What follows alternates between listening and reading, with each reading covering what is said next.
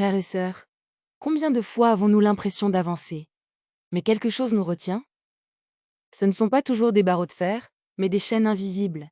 Le péché qui revient, une dépendance qui nous épuise, un blocage spirituel qui étouffe notre foi.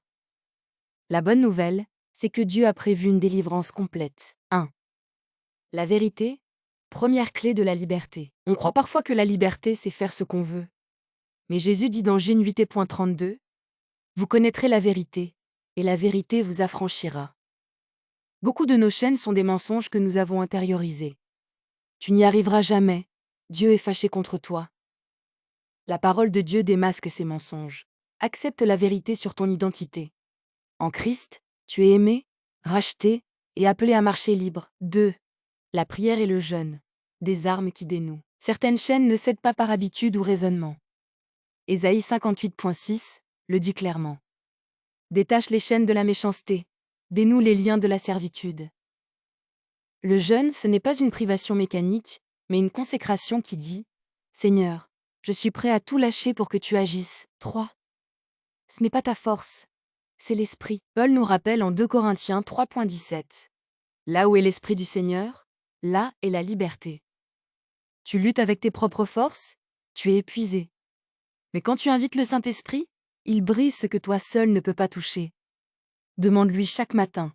Esprit de Dieu, prends ta place dans ma vie. 4. La louange ouvre les portes fermées. N'attends pas d'être sorti d'affaires pour louer. Regarde Paul et Silas en Acte 16. Au milieu de la nuit, dans une prison, ils prient et chantent. Résultat, tremblement de terre, porte ouverte, chaîne rompue. Ta louange dans l'épreuve n'est pas un déni, c'est une déclaration de guerre contre les ténèbres. 5. Repens-toi et crois, sors du cachot. Dieu ne te condamne pas, mais il t'appelle à sortir de la cachette. Ésaïe 42.7. Il est venu pour faire sortir de prison le captif.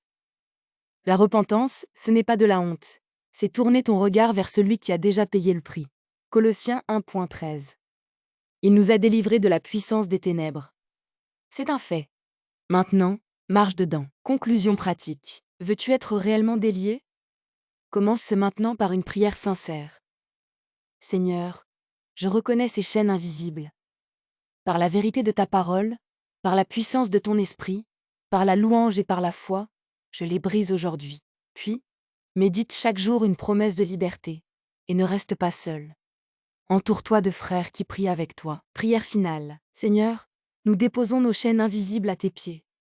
Par ta vérité, démasque le mensonge. Par ton esprit, brise les résistances. Par la louange, ouvre nos prisons. Au nom de Jésus-Christ, nous proclamons. Nous sommes réellement libres. Amen.